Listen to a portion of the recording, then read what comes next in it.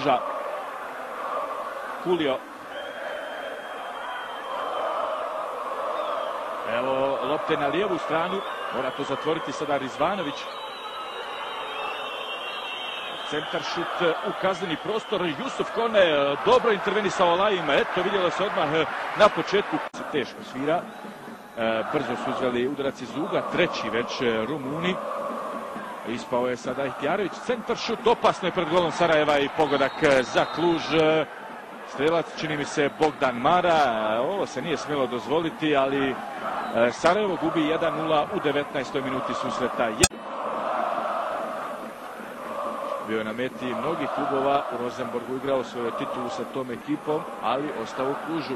Evo sada fine lopte u sredinu, imali šanse sada za Sarajevo, Muminović šutira i pored gola, kakva prilika za Sarajevo sada u 24. minuti susreta.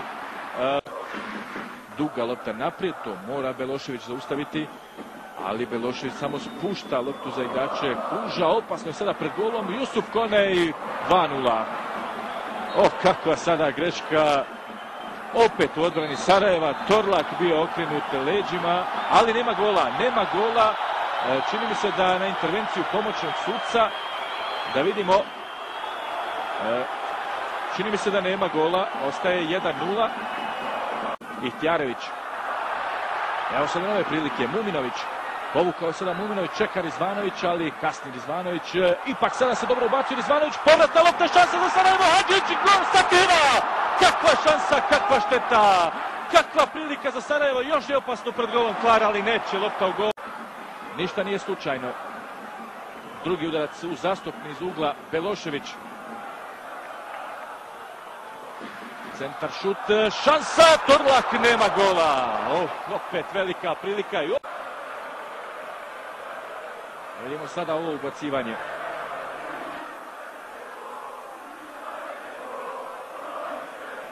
Opet tu došli Dudo i Torlak. Centar šut, skače Torlak i evo gola! Evo gola, 1-1. Ali ne, šta je svirao sudac? Šta se sada desilo? Torlak je dobio jedan udarac u glavu od strane golmana.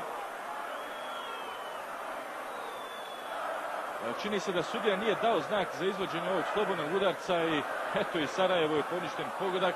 Da, evo, sudija je podigao ruku, sve je bilo Sportingu iz Brage protiv Zrinskog prije 2 sezone, a onda je došao u Kluž.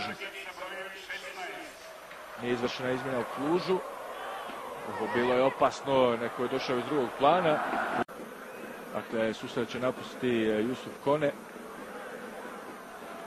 Ili sa brojem 99 Presijado. Ne, evo sada prilike za Sarajevo, Hadžić, šansa! Hoće li to biti gol? Hoće! 1-1! 1-1, 75. minut susreta, Sarajevo uspio izjednačiti trećim pogotkom u Evropi Damira Hadžića. Sada veliko oduševljenje na stadionu Asim Berhatović Hase.